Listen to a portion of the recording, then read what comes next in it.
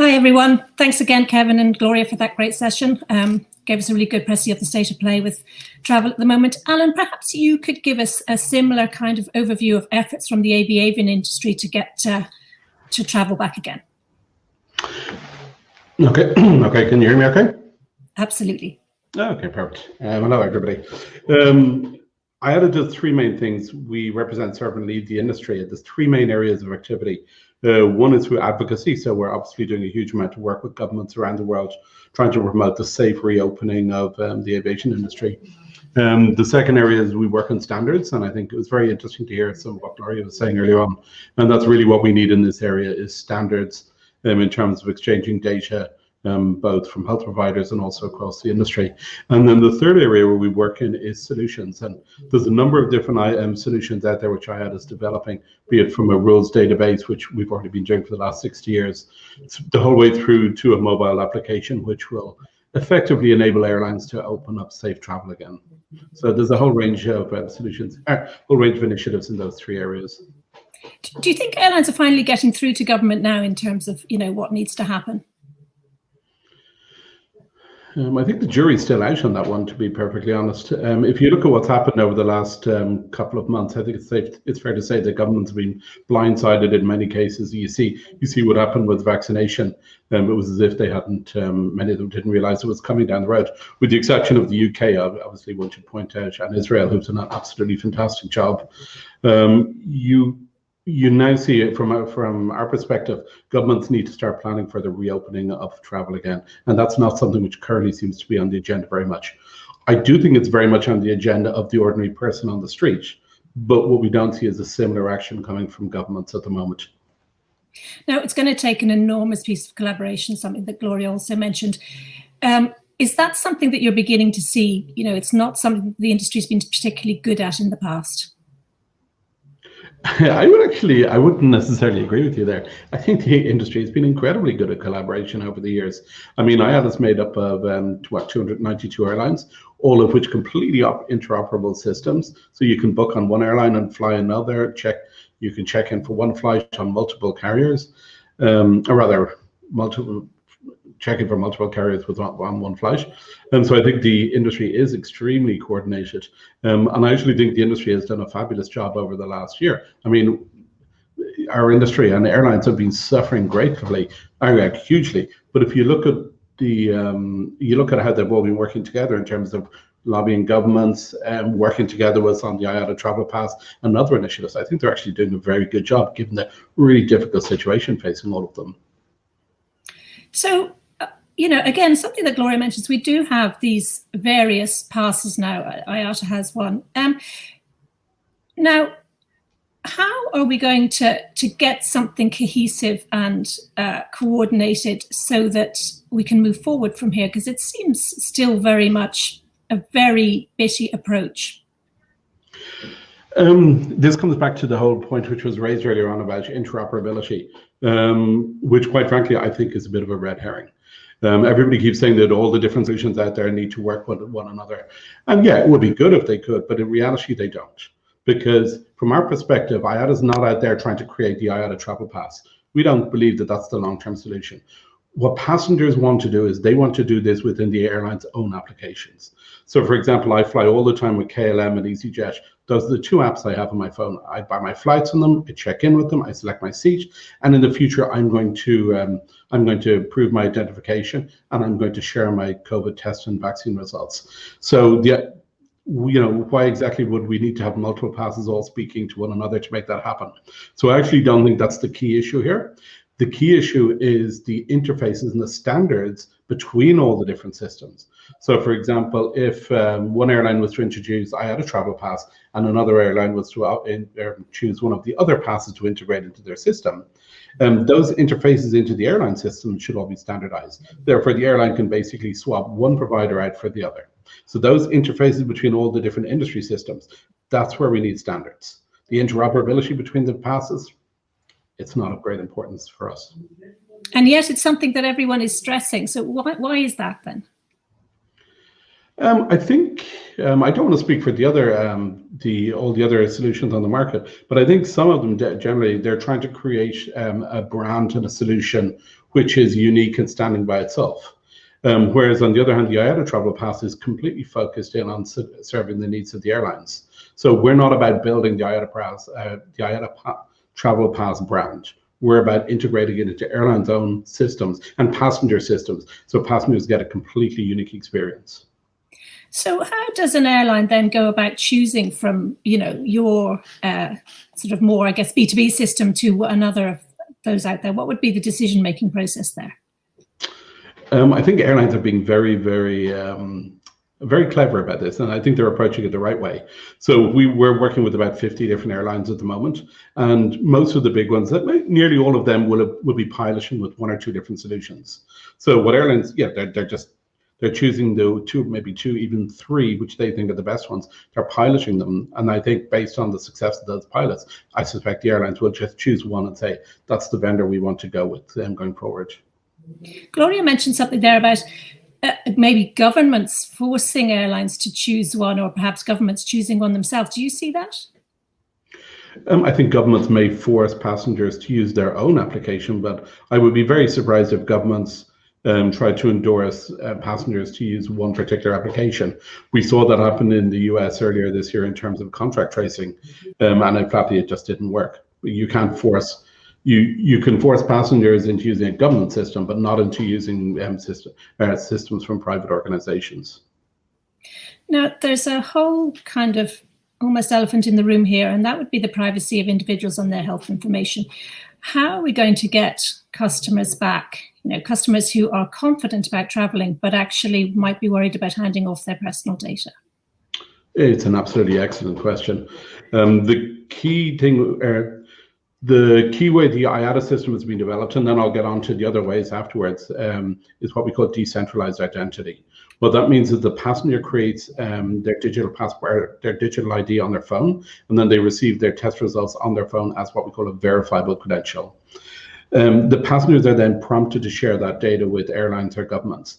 And they can do it, and if they choose to do so, then it gets sent to airlines or governments.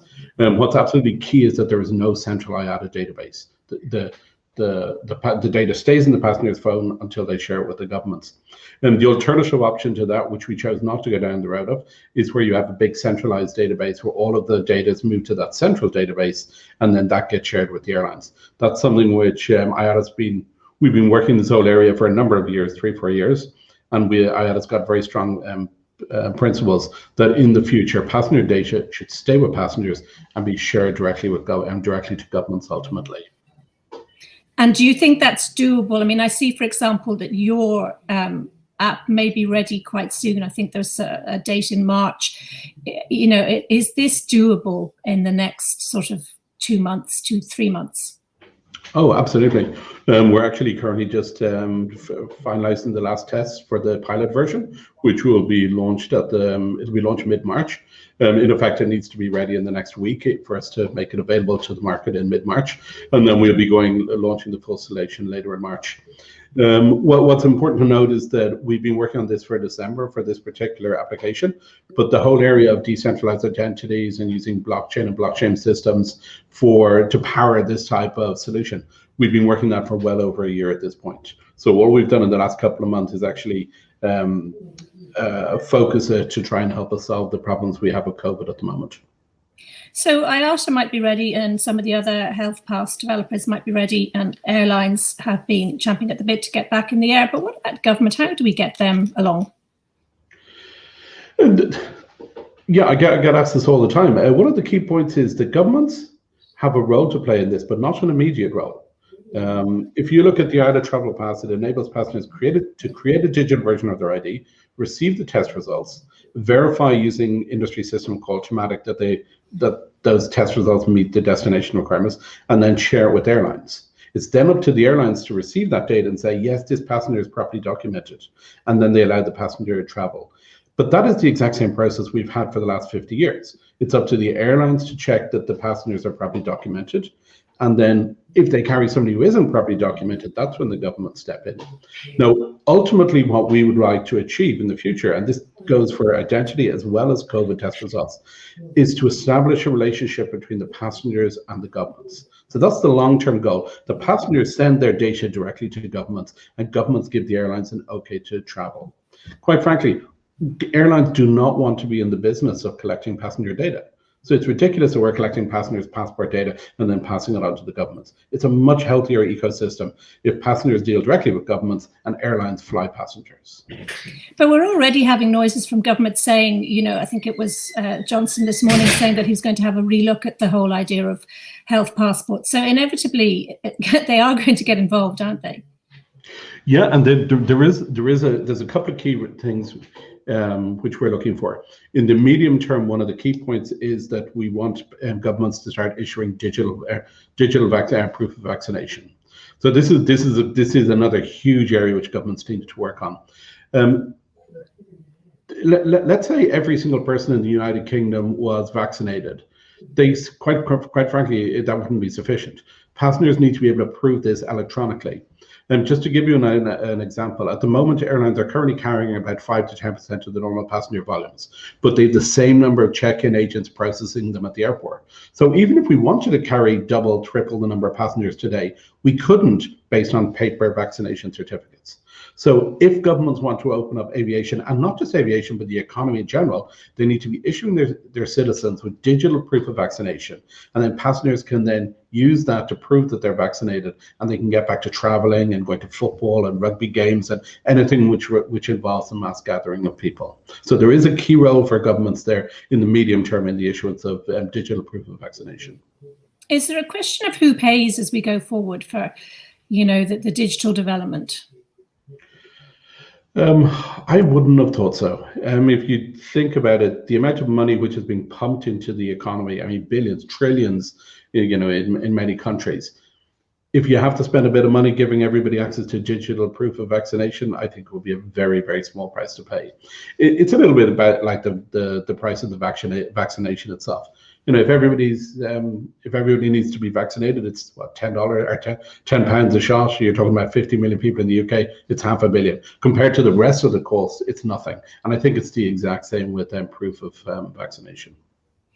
Now, if we look at some of the technology that's being developed and kind of hopefully more joined up in terms of the passenger experience, what do you think out of those developments are here to stay? And I don't mean sort of PCR testing or health passports. I mean more of the passenger experience side. Another really good question. There's two elements to what we've done, and I think what some of the other providers are doing. You've got the COVID element, and hopefully that will be gone in a year or two. Let's say 2 years' time, we've all been vaccinated and COVID has hopefully gone away. And then the second area is the digital identity. And that is absolutely going to be the game changer in the future in terms of aviation. And what that does, it enables the passenger to create a digital version of their passport on their mobile phone. And that's something which can be done today. All the technology is in place, and that's something our app will do. And what that means is the passenger has a digital version of their passport on their phone, which is linked to their selfie, which they take. The passenger then shares that with the airlines, airports, and governments before they arrive or before they go to the airport for their flight. And that means that they can be processed at the airport simply by looking at cameras. So if you can imagine in the future, and I'm not talking about a long time in the future, some airports were already implementing this type of technology before COVID hit. But the idea is you arrive at the airport, you step out of your car, you walk up to the bag drop, it recognizes you and spits out a bag tab. You do self-bag drop. You go towards security, and rather than handing your passport over or your boarding pass over, you simply look at a screen and continue. You then go to the immigration line, you look at a camera, they've got your data already, and they say, yeah, Alan is fine, good to go. And it goes the whole way through to the self-boarding gates. So in the future, everybody will be processed using their biometrics, which is absolutely fabulous because it means you can basically get from your car the whole way to the plane without having to physically show your passport or exchange documents. And I'm hoping that we'd have gotten over some of the privacy issues by then as we go forward. So one kind of final thing. Sorry, go ahead. Yeah, do bear in mind that you are passengers are sharing all of this data with governments and airlines already. So there is nothing new in terms of data sharing. The only thing we're doing here is we're making it much more safe and much more efficient. So there's nothing new in terms of data privacy here. Okay, so just one kind of final thing.